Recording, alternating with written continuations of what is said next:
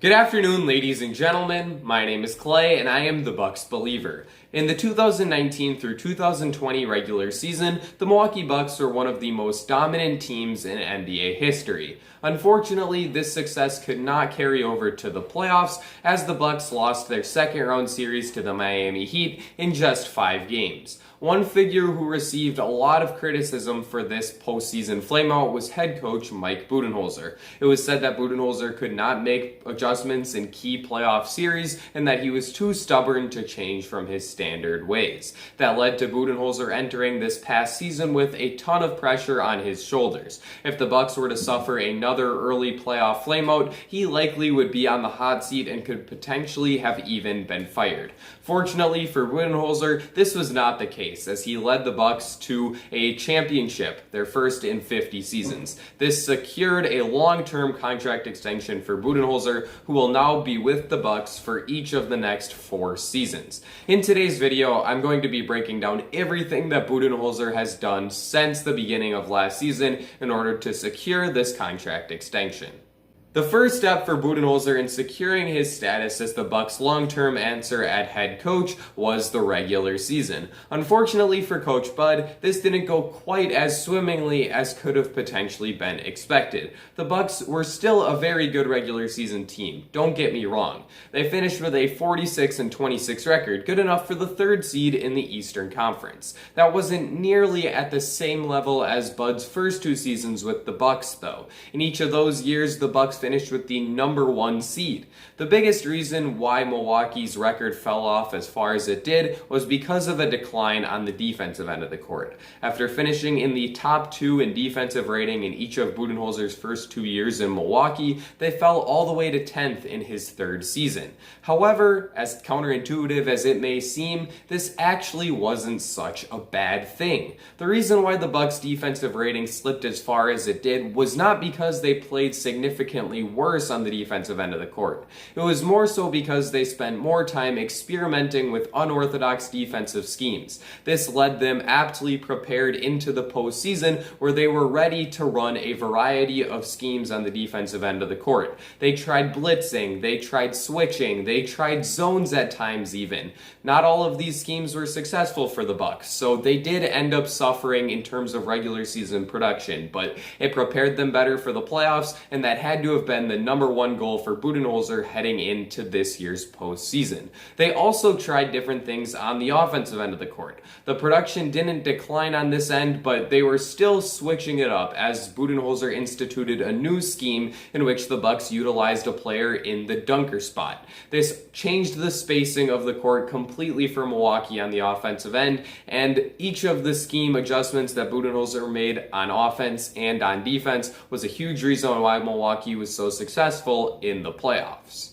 Once the Bucks did make it to the postseason, the first opponent that they were matched up with was the Miami Heat. This immediately gave Milwaukee a chance to eliminate a ghost from their past that had haunted them.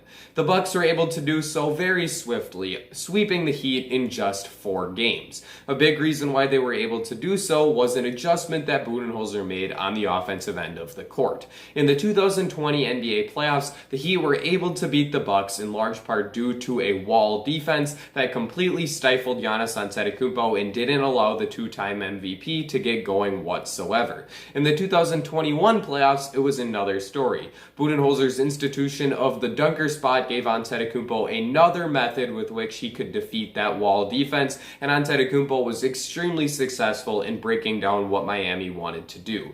He was terrific, especially in Game 4, where he dished out 15 assists and did a great job of finding his teammates, both in the dunker spot and on the perimeter. The Bucks also got a great shooting series out of Bryn Forbes, who could not miss from beyond the arc. Another monster decision that Budenholzer made before the series that gave the Bucks a great chance of winning was putting Giannis Antetokounmpo on Jimmy Butler. This had been something that Budenholzer was hesitant to do in the prior season because he liked Giannis best as an off-the-ball help defender. Once he did put Giannis on Butler, however, it was a massive success for Milwaukee, as Antetokounmpo was completely able to shut down Butler, as Jimmy had probably the worst playoff series of his entire career. Overall, though, Budenholzer didn't have too many tough decisions to make in this series. He was mostly just able to stick to his base scheme on defense of the drop coverage, and on offense, he pretty much just kept going with what was working, that being Giannis attacking the Heat's wall and then finding whatever teammates were open. Overall, in this series, Budenholzer showed that he is a very patient coach and that he's willing to wait it out and see just what schemes are most successful for his team, and then to keep rolling with those looks once they do work. After easily moving past the Heat, the Bucks were faced with a matchup against a team who many, myself included, thought was the most dangerous in the entire NBA. That squad was the Brooklyn Nets. In this series, the most important decision that Budenholzer would make came prior to the tip-off of Game 1.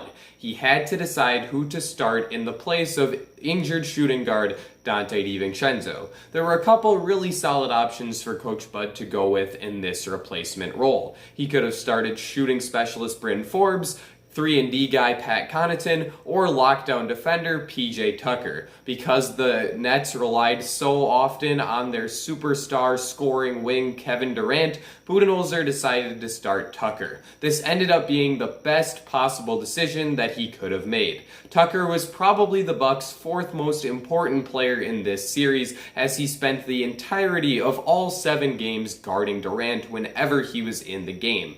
He wasn't nearly able to shut KD down. Durant still had multiple 40-plus point performances. However, Tucker was able to make Durant inefficient when it came to getting his buckets, and that was a huge reason why the Bucks were able to stay in games against the explosive Nets offense. As a matter of fact, Budenholzer did a pretty terrific job the entire series of coaching the Bucks on defense. The Bucks held the Nets to 108.5 points per 100 possessions over the course of this series. That's coming against the best offense in the entire league, as Brooklyn scored 11 points per 100 possessions more than that during the regular season. Over the course of this series, Budenholzer showed his insight into the game of basketball when he made the important decision to start Tucker prior to the series even beginning. The Bucks did get a bit lucky here, as if Kevin Durant, Kyrie Irving, and James Harden all would have been healthy for this entire series, this may not have gone in the Bucks' favor. However, we can't mess around with what-ifs here, and given the cards that he had against the Brooklyn team that was on the court, I think that Budenholzer did about as good of a job as he possibly could have, especially when it comes to the insight that he had in starting Tucker. After defeating the Nets in a tightly contested 7-game series, the Bucks' next task was to take on the upstart Atlanta Hawks in the Eastern Conference Finals. During this series, Budenholzer was forced to respond to a crisis. In the second half of Game 4, Giannis Antetokounmpo suffered a brutal injury to his knee. This didn't end up being as catastrophic of an injury as it originally appeared, but Giannis did still have to miss the remainder of the Eastern Conference Finals. In Giannis' absence, Budenholzer was forced to respond with changes on both ends of the court. On offense, he no longer had his best player, and on defense, he no longer had the rover player that is so important when playing in the drop coverage. On defense, Budenholzer adjusted to not having his rover by completely changing what scheme the Bucks were running.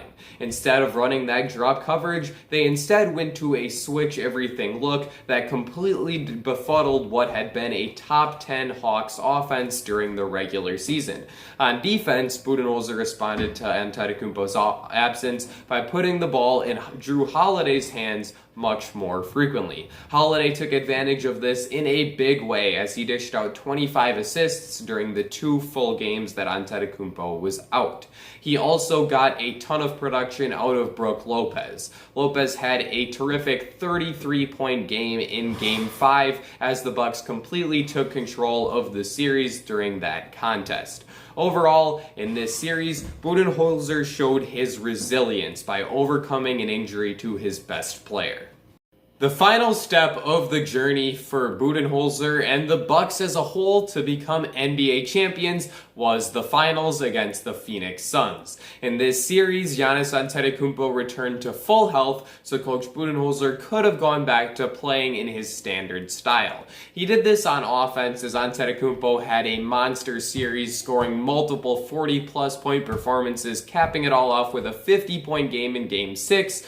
But on defense, Budenholzer did not revert back to his standard drop coverage. He did give that a try, but he also experimented with a ton of different defensive schemes, which worked to differing degrees of success. He tried out the drop coverage to start, but it really wasn't super successful as Devin Booker and Chris Paul both had huge games in Game 1. In the next couple games, Budenholzer tried out switching. This worked to varying degrees of success, but it struggled at times whenever Brook Lopez was switched on to Chris Paul. CP3 would be able to get some really easy baskets.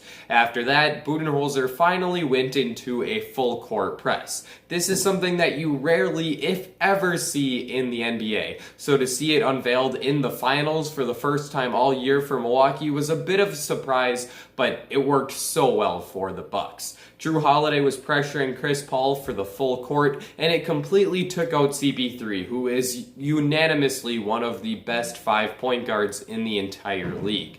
Holiday's defense is a big reason why the Bucks are able to win, but you have to give Budenholzer a ton of credit for having the creativity to try out this underutilized defensive strategy.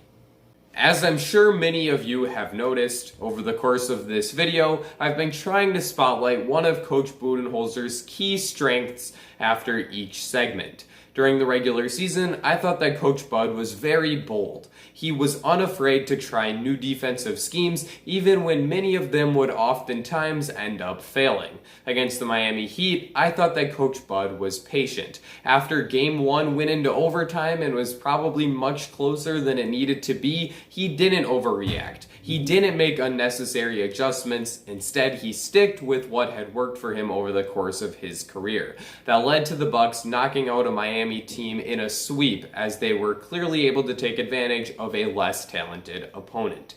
Against the Brooklyn Nets, I thought that Budenholzer showed that he is very insightful. He had the knowledge of the game of basketball to start PJ Tucker right from the get-go, rather than waiting out a few games of Kevin Durant destroying the rest of the Bucks to make what was obviously a necessary adjustment. Against the Atlanta Hawks, I thought that Budenholzer was resilient. He fought through a crisis with Giannis Antetokounmpo getting injured, and he led his team into the NBA Finals, where he showed that he is creative. During this series, Budenholzer tried a variety of different schemes and eventually settled on one that is completely unconventional in today's NBA. Overall, I think that all of these strengths make Coach Budenholzer one of the 5 or so best coaches in the entire NBA, and certainly one that is capable of coaching a championship caliber team as he did just this past season. Budenholzer is not without his flaws. At times, he struggles to get the most out of the Bucks offense. However, no coach in today's NBA is perfect. And Budenholzer is so good on the defensive end of the court and at times on offense too, that he's definitely the perfect man for the job in Milwaukee moving forward. Thank you all for watching today's video. Be sure to let me know what you thought of it in the comment section down below, and tell me what your favorite moment with Coach Bud was from this past season. Also, be sure to leave a like and subscribe if you enjoyed, especially if you are a fellow Bucks believer. This is the place for you. I now think that I've covered everything that I wanted to cover, so thanks for watching, and I will see you all again very soon.